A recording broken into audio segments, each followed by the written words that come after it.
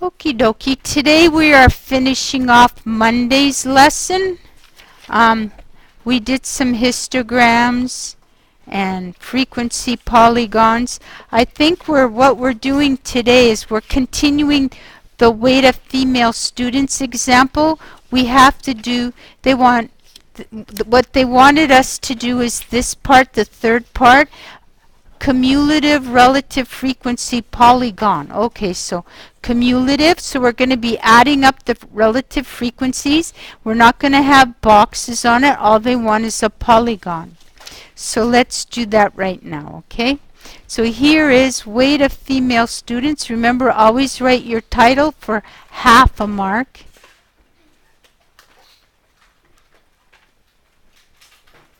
We have to label our axes. Here we're going to have cumulative, relative number of females,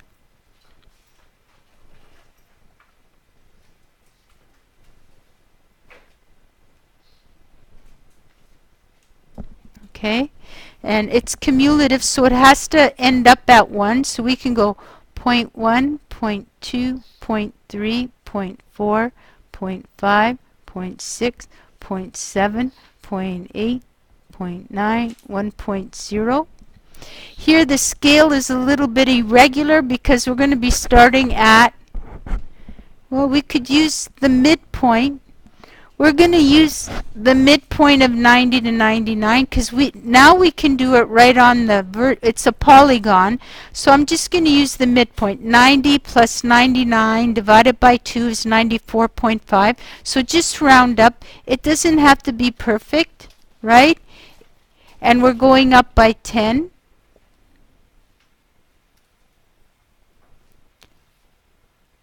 One, 3, 5.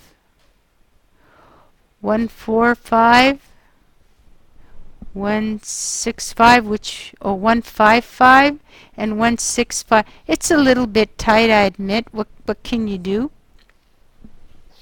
Don't forget the label. This is weight in pounds.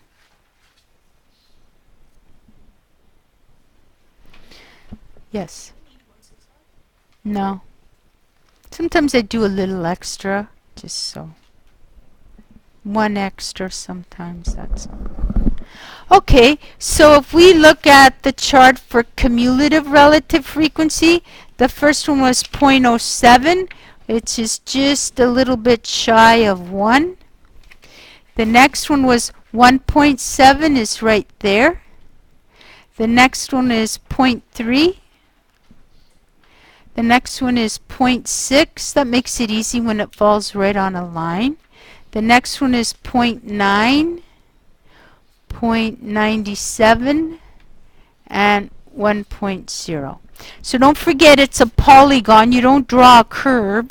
Polygon is where you join the dots. So that thing down there wasn't a dot. I write it, but these two. So you just go like this. That.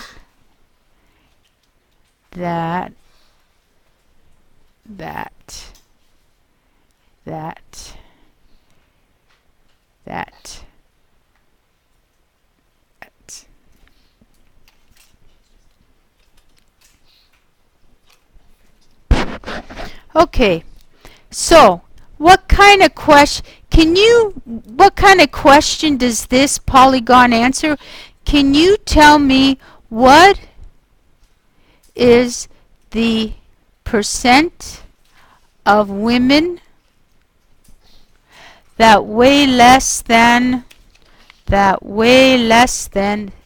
percent of women that weigh less than 125 pounds? Can you tell me that by looking at the chart? What is that? Yeah, just read it right off. Go to 1, 2. It's about 60%. It's not accurate, 100% accurate, but it gives you a good idea, right? That's all you. What percentage weigh less than 135? 90%. etc., etc. Okay, stem and leaf plots, they're different. This is an example of a stem and leaf plot. In this, if we were to write the scores that correspond to this, the marks that correspond to this stem and leaf plot, it would just be 38, 38, 43, 45, 47, etc., etc., right?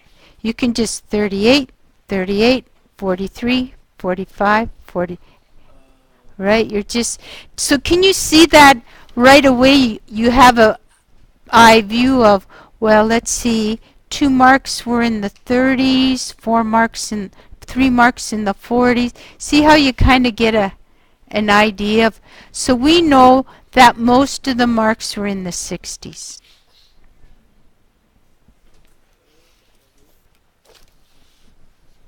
How would we construct a stem and leaf display of this set of marks?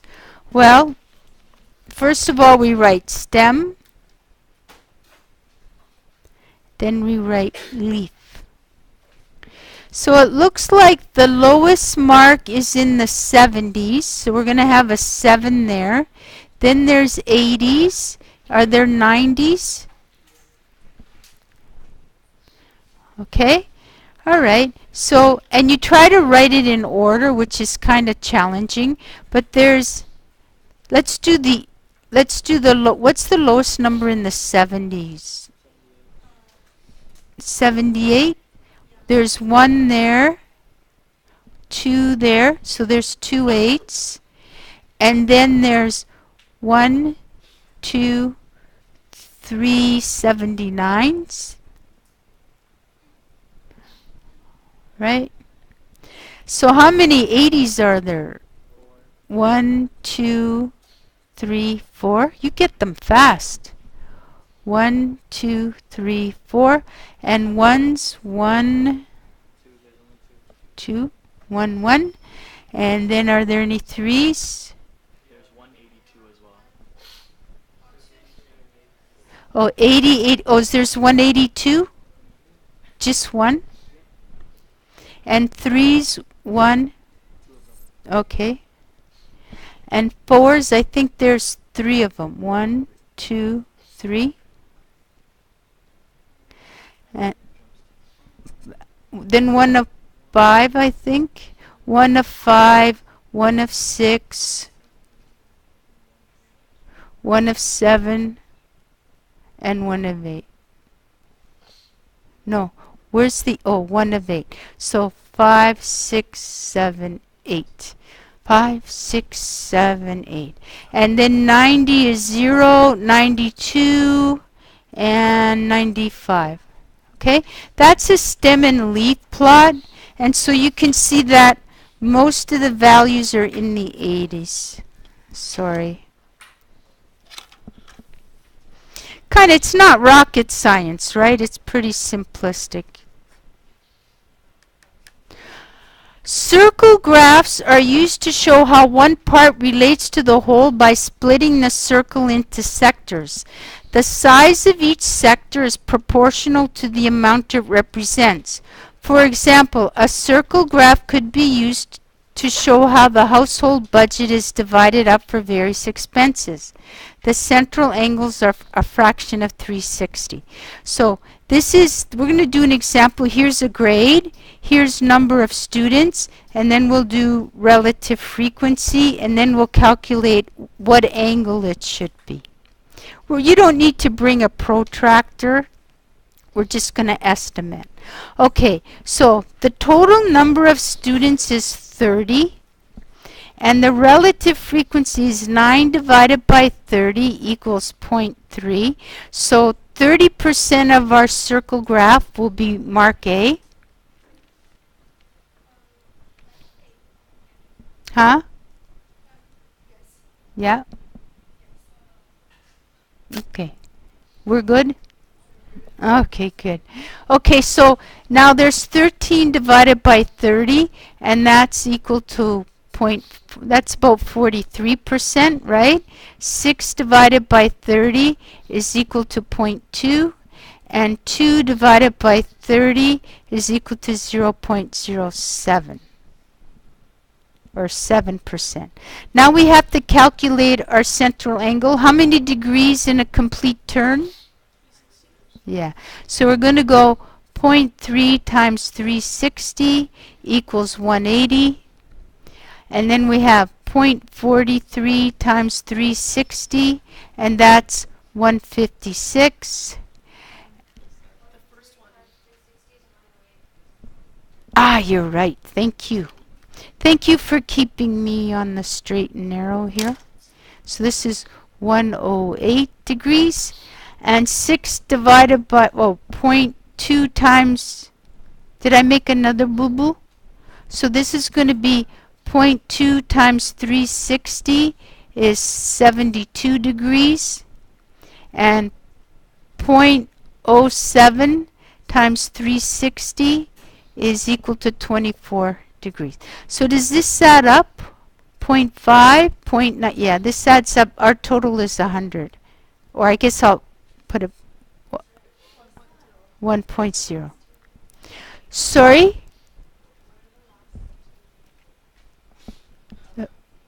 That better? I'm just going to make it a little clearer. It's going to go blurry and it'll clear up.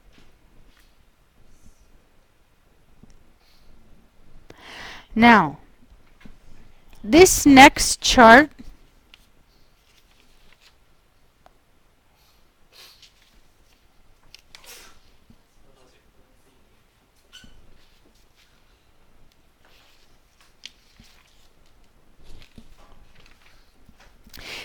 This chart is good for little TI questions. I usually write TI multiple choice questions for TI. So these are good TI questions. Yep. Too big. It's probably too blurry again. That's TI, right? TI. So I'll let you read that over. Categorical data are good for circle graphs, bar graphs. Ordinal data, bar graphs. Quantitative data, usually the measurements, heights of students, those are good for the quantitative continuous kind. Can I explain anything better? Oh, we didn't draw the circle graph. For heaven's sakes. You were hoping I wouldn't draw it, I can tell you. You were hoping I'd skip this part. Okay, let's see. 108 degrees, well, if we were to just draw, that's 90. So if that's 90, 108 would probably look like that, right? You can write 9 people there, and that comprises 30%. Let's see. 43. This one is 156 degrees for grade B. So that would be 180, right? If I drew a line there, that would be 180. So let's just estimate 156 like that. Why didn't you just draw a straight line and then, because you know 72 degrees plus 108 is 180, you can... Oh. It doesn't matter. Oh, I like that. So that's very good. So this is what? Grade C? And then your chart is done. Awesome. I like that. Thank you. And grade C is, there were 6 students, and that's 72? No, what is that? 20%. And then this would be D, which is 6 students, or 20%. And this is B, which is 13 students or 43%. D is 7%. D is 7%. Okay. D is 7 And 2 people. and it's 2 people. What was I looking at? So that's 2 and 7. Are we good? 2, no. No. It's, oh yeah, you're right. It is 7%.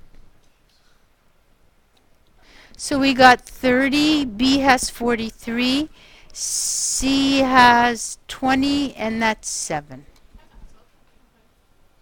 Good? I think you've seen these before, right? It just gives you an eyeball. Oh, most of the students are B students. A comes second. Sorry, I use a rule. No, I meant to circle.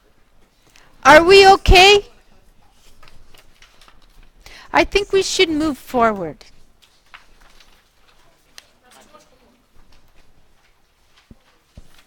Huh? But And we have an advanced function test. on Friday? Oh my god. But you know, this lesson doesn't have homework. Oh, this one doesn't? Okay, then I guess we can do it. So let's do it. Tomorrow we'll start 2 variable data. When did we say your test was? Friday. Oh wait, October 4th. No, Friday for advanced function. What day is October 4th? Well, you know what? I don't want to. Oh, Friday's a holiday? No, next Friday. October 5th is holiday. So our test is the day before October 5th. Is the week tomorrow October 4th? No. No, the week after. We have 2 weeks until our test.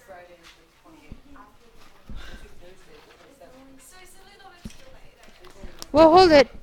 There's 15 days until our test. That's too long. That's the day you gave us.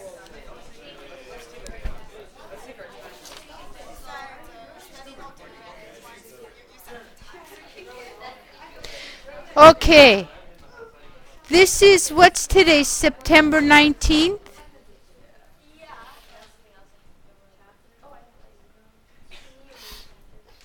I think we have to revisit your test date. You decided for such a long time. Huh? You decided it such a long time ago. I know, I think we have to revisit this. Because it's too far away. I must have did a miscalculation. I'm going to just look at it again, okay? It's a tad bit far. Because there's only 3 more lessons. We'll finish Friday.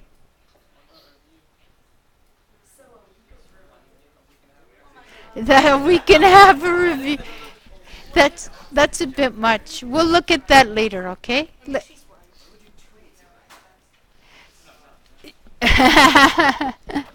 Yeah, no, it's. I don't know what happened there. Advanced function will be worse.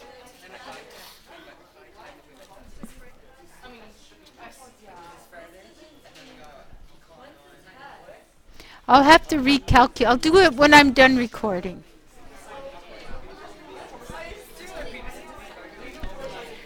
Shh. No, it won't be tomorrow.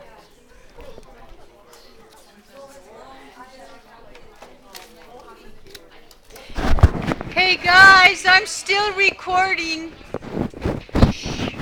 Let's do it, okay? Well, I'll calculate it later. Understanding statistical summaries. The following 2 graphs compare the sales on a particular year for companies A and B. The following 2 graphs compare the sales on a particular year for companies A and B. Okay, this is company A, this is company B, and here are the sales. If you wanted to look, if you were company B and you want it to look really good compared to company A, what graph would you choose? This one, right? Because the difference looks bigger. Even though the data is exactly the same, the difference looks bigger. If you were company A and you didn't want to look too bad, which one would you choose? Yeah, I would think A prefers this one. And B would, can you see how you can play with your graph? It's called marketing. Yeah, or it's just called business, right?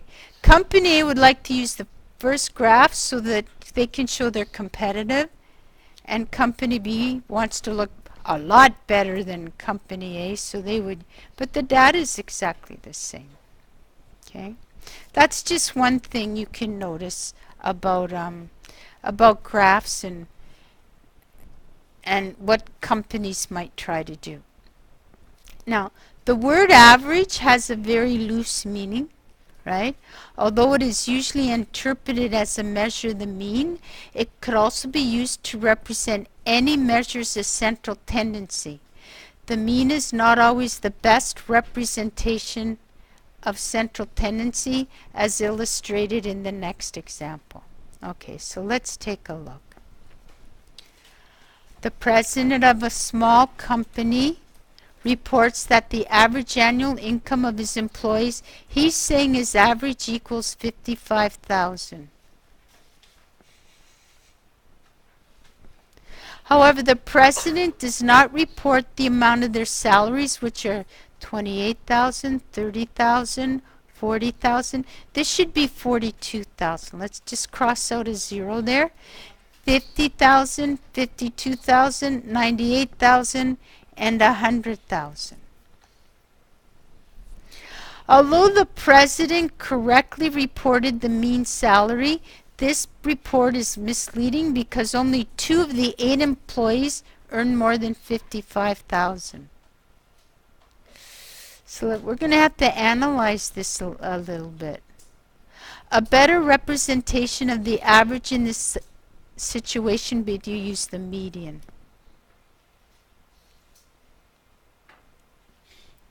So what we want to do is actually crunch out the numbers. Okay, let us actually crunch out the numbers to see what we've got.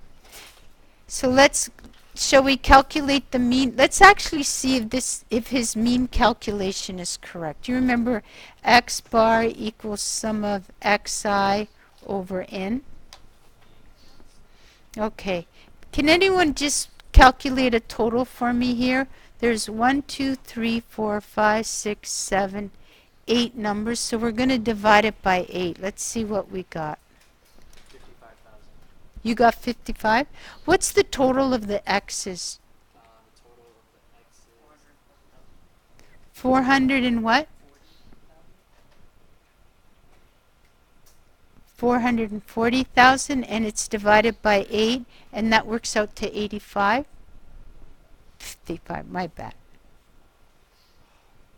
Okay, so we know that calculation is right, right?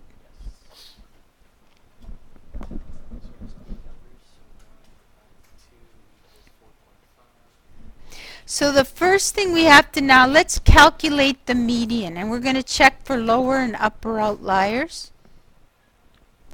Okay, so Q2 position is equal to, there's 8 values plus 1 divided by 2 is 4.5. So 1, 2, 3, 4, so it's right in there. So Q2 is equal to 42,000 plus 50,000 all over 2. And that is equal to 46,000. 1, 2, 3. Okay, so it's 46,000.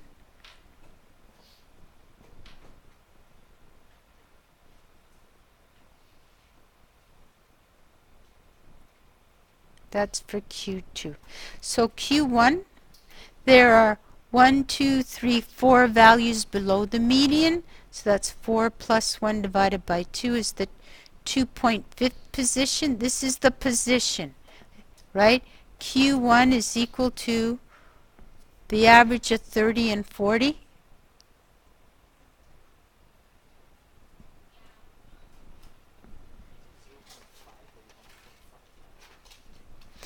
Q3 position, well, we know the position, it's 2.5 above, so Q3 equals 52, 1, 2, 3, plus 98, 1, 2, 3, divided by 2. So Q3 is 75,000. Question now is, are there any outliers? Okay. Interquartile range, you have to actually calculate them. Oh, you did it already? So interquartile range is Q3 minus Q1. Q1 is what? Q1 is 35,000. And that equals 40,000. Can you guys see that okay? Can I just tell you our outlier limits? Yeah. So the lower outlier limit is negative 25,000. Okay. Upper outlier is Does anyone need me to calculate the lower outlier limit? Yes. For the interquartile range, we get 75,000 minus Third. 35. Q3 is 75,000 and Q1 is 35,000. Okay, so let's do the lower outlier check. I'll write it over here, okay? Check for lower outliers.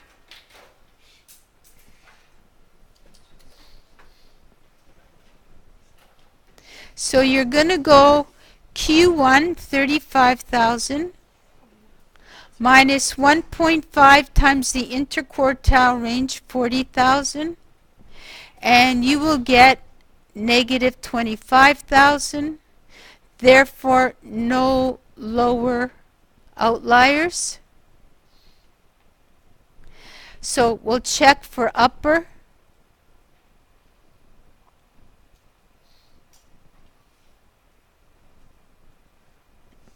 So if we check for upper, we go Q3, which is 75,000, plus 1.5 times 40,000, and we get, 135. thank you. Do we have any upper outliers? No. No upper outliers. So, if there are no outliers, what measure central tendency is the best? Mean, right? We can use the mean. Therefore, mean of 25, what is it? Mean of 55,000 is reasonable. What do you think? You still like median better? You could argue both ways. Like you can say, well, crunching out the number 55,000 is okay, but maybe it is a little bit misleading. It's, I would say, like, since there's no outliers, the mean of 55 is accurate, but it doesn't represent the whole company because only 2 of the 8 employees earn more than 55,000, and they earn a lot more than 55,000. Okay. So it just doesn't. You could argue either way. Their amounts are close to double 55,000. If you want to say the numbers work out, it's no big deal, it's 55,000. If you want to say, yeah, but as was mentioned, there's only 2 people above the 55,000, maybe we should be using the median of 46,000. All right? You could I think you could argue both ways. Just present your argument.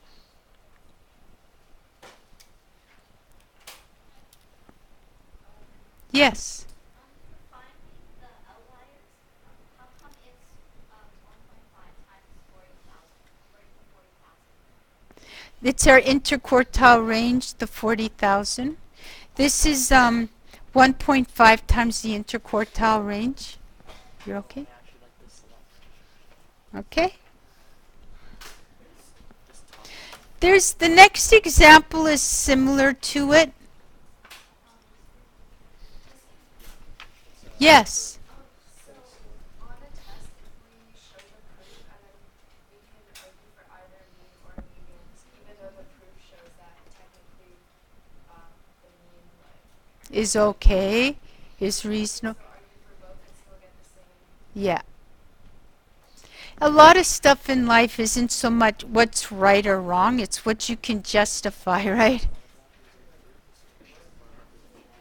Well, we made this decision because of this, this, and this. That's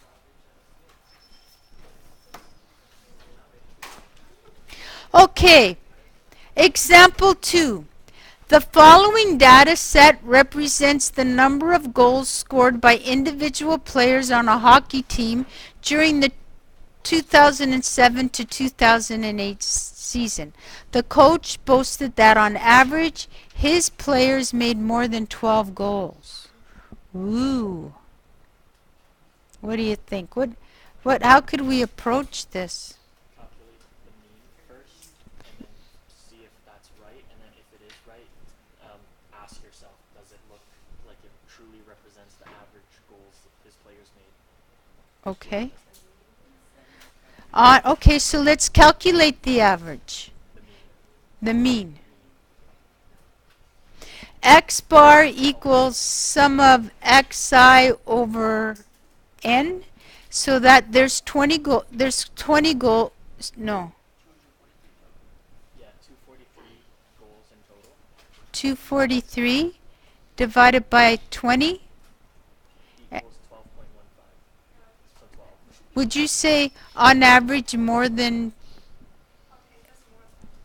yeah, so does that make sense? But that's misleading. So why don't we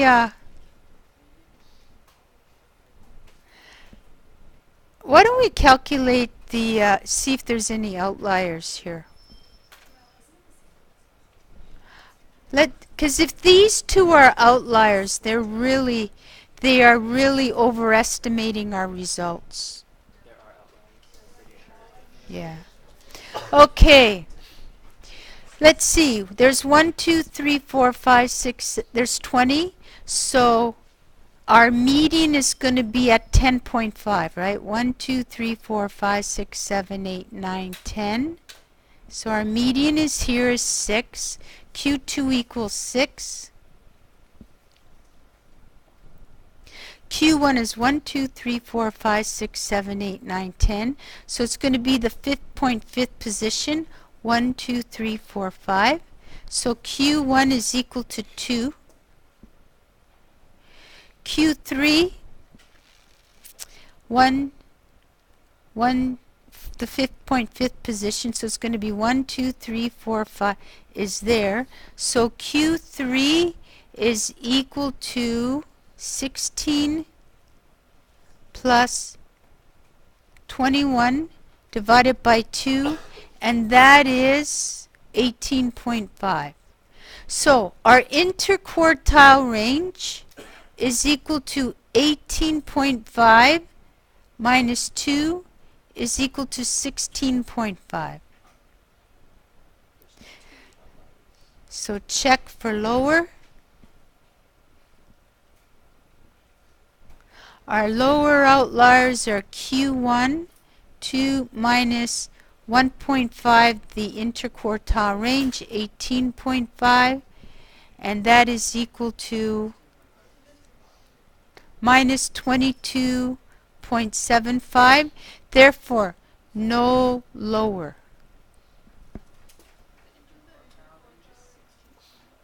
Sorry?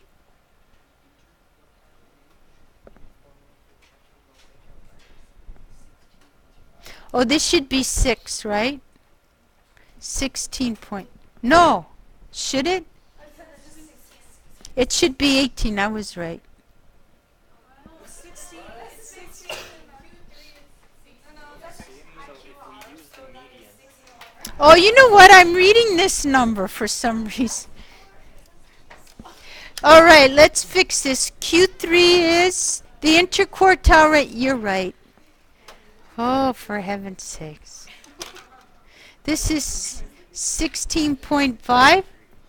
I thought there was an issue. I thought someone was pointing out an error. Okay, so there's no lower. Check for upper.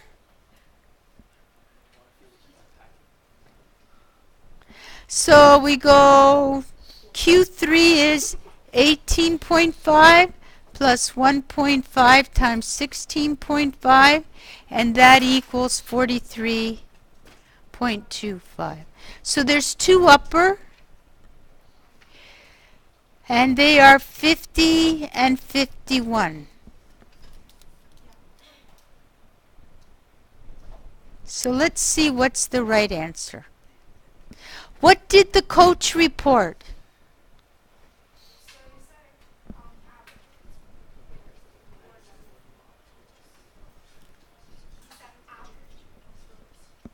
Yeah, he said average.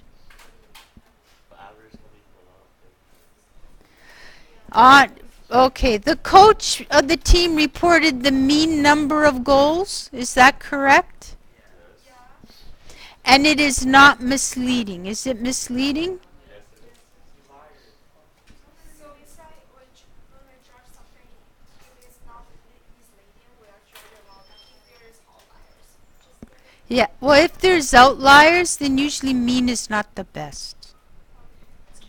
The coach reported the median number of goals. Is that right? Our median is only 2. no, the median is 6.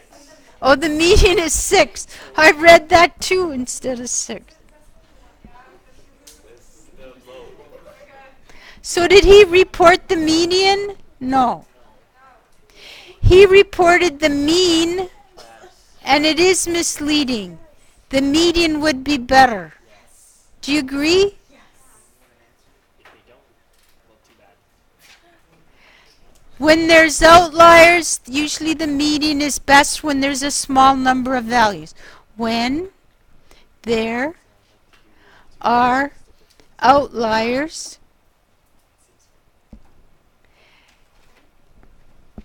and a small number of values,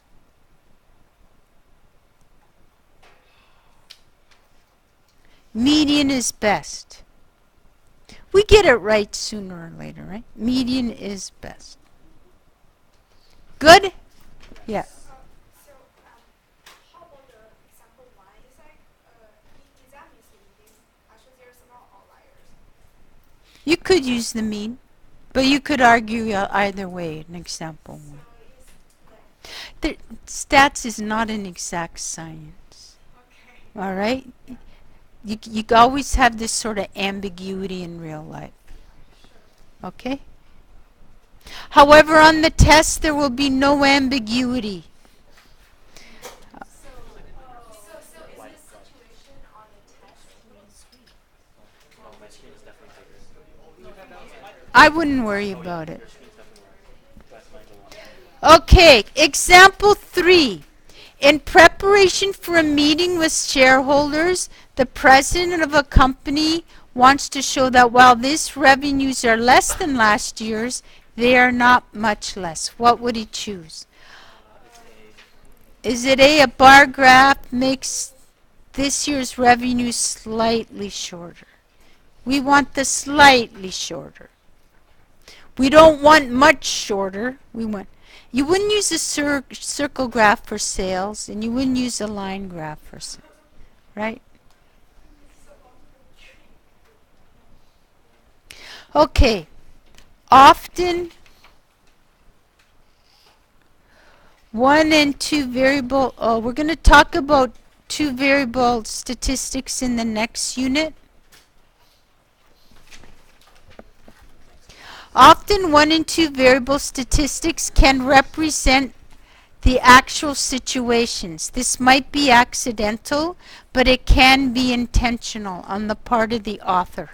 Often these presenters have certain agendas or political points of views. So you have to see if it makes sense. Right?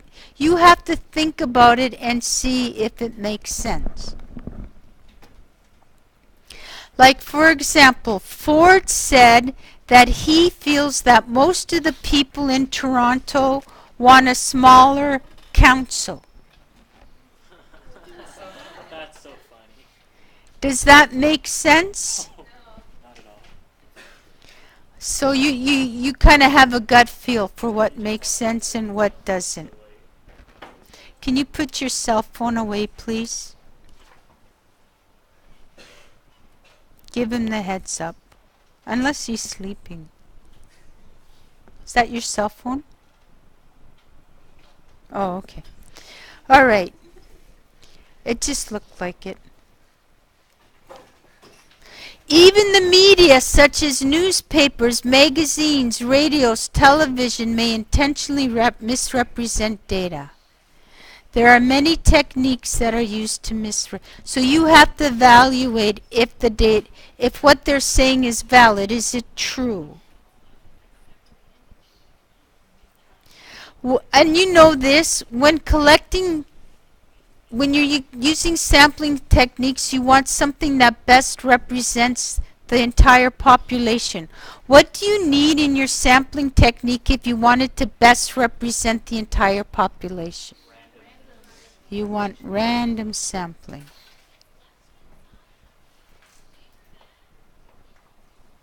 That's important, right?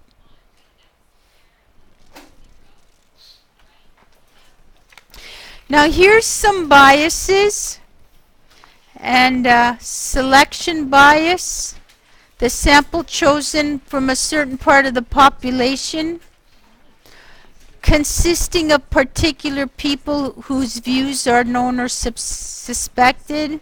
Non-response bias, people surveyed do not respond. Cultural bias, sample targets a particular culture, for example, conducting a survey of people attending a symphony. Timing bias, during the Stanley Cup playoffs, people might like hockey more than baseball just because that's what they're thinking about. Stratified bias, sample chosen by some characteristic of the population. I'll let you, those are already on your vocab sheet that you have to know. Okay, let's look at we have just a few multiple choice things to do. It starts on the 41st page, so the next page is where the ones we do start. Okay, can you read this one? This one gives you these are sample answers, and I think you can read that over. Example 5. Let's look at example 5. A report by political party X claimed that their party was ahead in the polls. They used the following graph. Do you think so? Are they well ahead? No. They're ahead by like 3%. So what should some possible answers are? The scale is drawn so that these again have sample answers. Yeah. These again have sample answers. The 20% of other might be another party, or it might include undecided votes. You just don't know what other represents. Could be anything. The sum of the figures given is 92%, 8% unaccounted for. Right? The small print read poll results are accurate within 3%. What's so funny? The poll results accuracy is 3%, which is how much they're winning by. Yeah. I'm glad you caught on to that. Because if it's accurate by 3%, this could be, their results might be 30% to 38%. And I think these guys are 32%, right? Accuracy within 3%. Okay. Two more examples. It's a long day and we'll just wrap it up. According to a published report, 70% of the students in school district A are honors, whereas 60% in school district B are honors. Which of the following is true?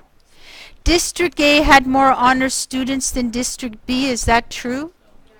Why? Right. There's no quantity. Students in A outperform students in B. Is that true? No, there's no mark breakdown of the honor students. Yeah, and also we don't know what A in District A means and what does A in District B mean. A larger proportion of the student population in B were not honor students than A? That makes sense, yeah. Average marks, no, we don't know any. If 70% is honor roll, I wouldn't go to school anymore. Why is that?